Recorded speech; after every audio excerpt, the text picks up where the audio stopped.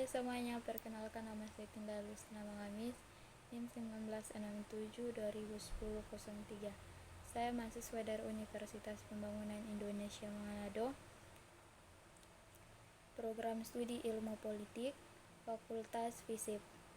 Yang menjadi pembahasan saya saat ini yaitu memahami studi perwakilan politik menurut pandangan Edmund Burke dan John Smart. Kemudian, sistem pemilihan umum di Indonesia. Video kali ini yaitu membahas tentang tugas sistem perwakilan politik. Kita masuk dalam pembahasan pertama yaitu perwakilan politik menurut Edmund Burke. Berpendapat tentang peran seorang dalam lembaga legislatif sebagai delegat atau truth.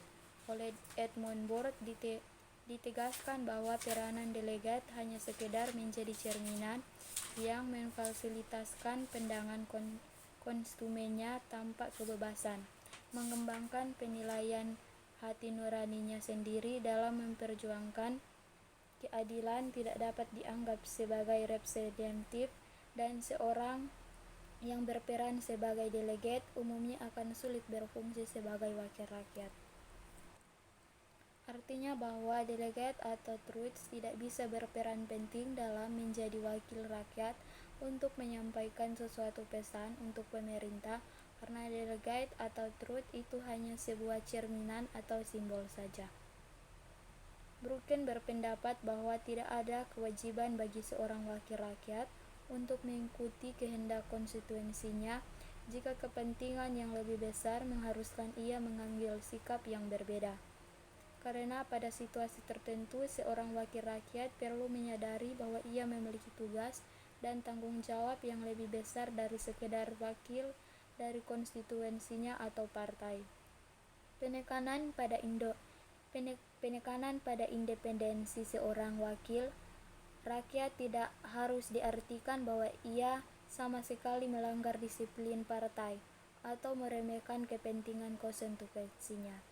Asumsi ini berlaku dalam hal jika terjadi konflik nilai antara apa yang diyakini dengan kebenarannya yang sejak dengan kepentingan nasional. Di sini berlaku semboyan ketika kesetiaan pada bangsa dan negara dimulai, berakhirlah kesetiaan pada partai. Pembahasan kedua yaitu pemerintahan perwakilan menurut John Stuart Mill. Dalam pandangan Mill, pemerintahan perwakilan merupakan bentuk pemerintahan baik menggunakan kualitas dan keterampilan warga negaranya untuk melayani kepentingannya dan harus meningkatkan kualitas moral, intelektual, dan peran aktif warganya. Pemerintah yang mengandung dua prinsip utama yaitu partisipasi dan kompetensi yang mampu memenuhi fungsinya untuk melayani dan melindungi warganya. Setiap individu dan setiap kelas adalah hakim terbaik dari kepentingannya sendiri. Apa yang mereka pilih adalah kepentingan mereka yang sebenarnya. Partisipasi dalam proses politik harus seluas mungkin sehingga setiap individu memiliki suara dalam mengadilkan pemerintahan dan dengan demikian melindungi kepentingannya. Setiap warga negara tidak hanya memiliki suara dalam pelaksanaan kedaulatan tertinggi tersebut, tetapi juga sekali waktu diminta untuk mengambil peranannya dalam pemerintahan melalui tanggung jawab pribadi pada fungsi publik, lokal, atau umum. Hal tersebut didasarkan atas dua alasan, yaitu pertama adalah hak dan kepentingan individu hanya aman ketika ia sendiri mampu dan bersedia mempertahankannya, dan kemakmuran serta kesejahteraan umum lebih baik diupayakan oleh beberapa segmen masyarakat untuk meningkatkannya. Kedua, partisipasi nyata dalam memerintah negara modern pada umumnya pasti didefinisikan pada orang lain.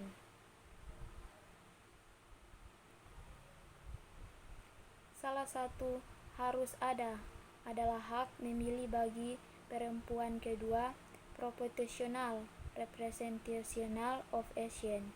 Prinsip dalam demokrasi, keterwakilan kepentingan setiap kelompok dapat dilindungi dengan baik. Dalam pemerintahan, keterwakilan dibentuk ahli hukum dan birokrat yang berkompeten memiliki kemampuan untuk menemukan cara yang paling efisien untuk memenuhi tujuan tertentu. 2. Untuk instrumental, kompetensi yang harus ada dalam pemerintahan, keterwakilan yaitu instrumental dan moral. Kompetensi instrumental adalah kemampuan untuk menemukan cara terbaik untuk mencapai tujuan tertentu, dan kemampuan untuk mengidentifikasi tujuan untuk memenuhi kepentingan individu. Kompetensi moral adalah kemampuan untuk membedakan tujuan yang secara intrinsik Superman bagi individu di masyarakat, dan secara moral kepemimpinan yang kompeten mampu menganalisa kepentingan umum dan menolak kepentingan buruk. Adapun tujuan dari voting adalah untuk memastikan bahwa para pemimpin yang kompeten secara intelektual dan moral terpilih untuk mewakili perwakilan pemerintah yang didasarkan pada kombinasi dari partisipasi dan kompetensi akan mampu meningkatkan kualitas warganya dalam aspek mental, moral, dan praktis. Pemerintah perwakilan lebih dari despotisme bukan karena lebih baik melindungi kepentingan warga, tetapi karena ia mampu meningkatkan kualitas warga tersebut. Warga mengembangkan kemampuan mereka dengan mampu berpartisipasi dalam pemerintahan, minimal dengan memberikan suara mereka, dan juga dengan membantu mengambil keputusan pada pemerintah daerah. Pengalaman politik memiliki efek sebagai pendidikan politik. Kita masuk dalam pembahasan ketiga, yaitu sistem pemilihan umum di Indonesia. Pemilihan umum merupakan kebutuhan bagi seluruh warga, apalagi sang demokrasi dalam pemerintahan. Pada usia 17 tahun ke atas, warga negara mempunyai hak dan kewajiban kultural dalam pemilihan umum. B. Pengertian pemilu. Pemilihan umum atau disingkat pemilu adalah proses memilih seseorang untuk mengisi jabatan politik tertentu. Jabatan tersebut beraneka ragam, mulai dari jabatan presiden atau eksekutif, wakil rakyat atau legislatif di berbagai tingkat pemerintahan, sampai kepala desa. Pada konteks yang lebih luas, pemilu dapat juga berarti proses mengisi jabatan-jabatan seperti ketua OSIS atau ketua kelas. Walaupun untuk ini kata pemilu merupakan salah satu usaha untuk memengaruhi rakyat secara persekutif atau tidak memaksa, dengan melakukan kegiatan retorika, hubungan publik, komunikasi massa, lobi, dan lain-lain kegiatan. Dalam pemilu, para pemilih dalam pemilu juga disebut konstituen, dan kepada merekalah para peserta pemilu menawarkan janji-janji dan program-programnya pada masa kampanye. Kampanye dilakukan selama waktu yang telah ditentukan menjelang hari pemungutan suara. Setelah pemungutan suara dilakukan, proses perhitungan dimulai. Pemenang pemilu ditentukan oleh aturan main atau sistem penentuan pemenang yang sebelumnya telah ditetapkan dan disetujui oleh para peserta dan disosialisasikan ke para pemilih. Menurut Undang-Undang Nomor 7, Pasal 348 sampai 350 tahun 2017, pemilih adalah WNI yang sudah genap berusia 17 tahun atau lebih, baik sudah kawin atau belum, dan pernah kawin. Dalam pemilu, pemilih biasanya dibedakan menjadi 3 kategori pemilih, yaitu kategori pemilih tersebut ialah pemilih tetap, pemilih tambahan, dan pemilih khusus. Pemilih tetap adalah pemilih yang sudah terdata di KPU dan terdata di DPT atau daftar pemilih tetap.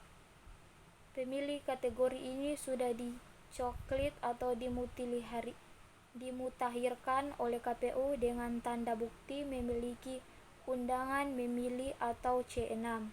Pemilih tambahan adalah kategori pemilih yang pindah memilih ke TPS lain dari TPS yang sudah ditentukan.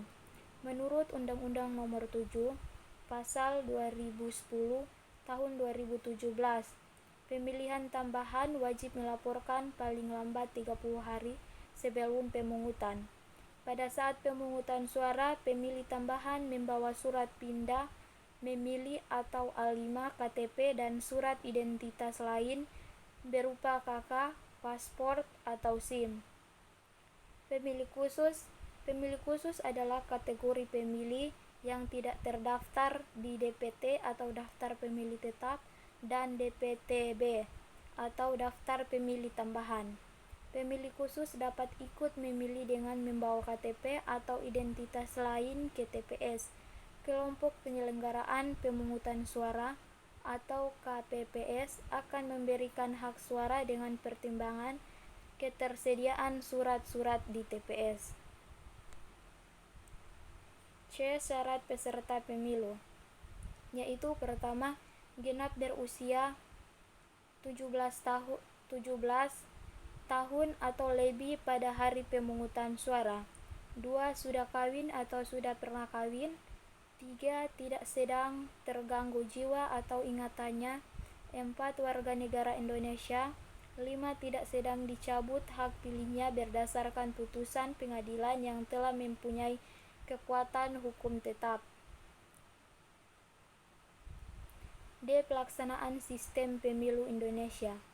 Pelaksanaan pemilu umum serentak pada pemilihan presiden dan wakil presiden, anggota DPR, anggota DPD, dan anggota DPRD sebagai implementasi pelaksanaan sistem demokrasi Pancasila atau suatu kajian terhadap format sistem pemilu Indonesia ke depannya yang dapat dalam hubungannya dengan sistem presidensi yang dianut di Indonesia.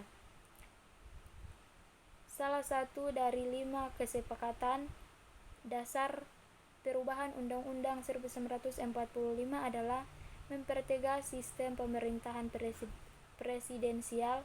Penyelenggaraan Pileg dan Pilpres secara serentak merupakan bagian dari rencana sistem pemerintahan presidensial yang ingin lebih bertegas.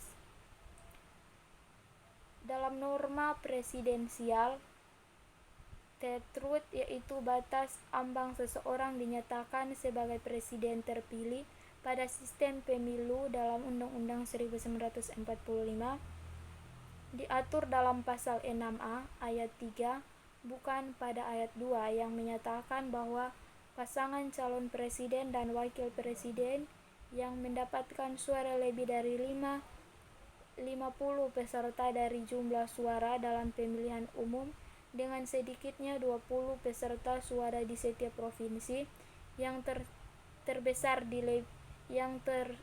tersebar di lebih dari setengah jumlah provinsi di Indonesia dilantik menjadi presiden dan wakil presiden. Adapun pasal 6A ayat 2 Undang-Undang 1945 berbunyi, pasangan calon presiden dan wakil presiden diusulkan oleh partai politik atau gabungan partai politik serta pemilihan umum sebelum pelaksanaan pemilihan umum. Pasal ini menegaskan bahwa kriteria partai politik atau gabungan partai politik yang hendak mengusulkan pasangan calon presiden dan wakil presiden adalah partai politik yang dinyatakan sebagai peserta pemilihan umum tanpa embel-embel persyaratan ambang batas lainnya. Padahal MK tidak pernah mengharuskan dilakukannya sistem proporsional terbuka, di mana MK hanya menghilangkan syarat 30% bila pemilihan pembagian atau BPP yang ada pada Undang-Undang Nomor 10 Tahun 2008 tentang Pemilu Legislatif. Dalam pasal 214 menyebutkan bahwa anggota DPR terpilih ditetapkan berdasarkan urutan suara terbanyak di antara calon-calon legislatif yang memperoleh suara 30% atau lebih dari BPP. Syarat 30% itu dibatalkan oleh MK karena dianggap tidak adil dan menimbulkan ketidakpastian bagi para pemilih. Kemudian idealnya pemilu serentak yang akan datang dilaksanakan dalam 2 tahun, yaitu pemilu nasional dan pemilu daerah atau lokal.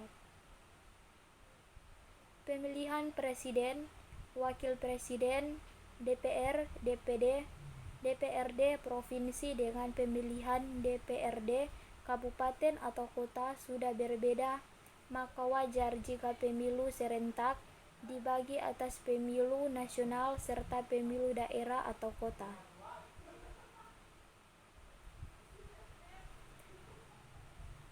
Lokal pemilu untuk memilih anggota DPR, DPD, presiden dan wakil presiden masuk ke pemilu nasional. Setelah itu diikuti oleh pemilihan anggota DPRD provinsi, kabupaten atau kota. Ini akan jelas dari segi institusi itu terpisah dari sebelumnya.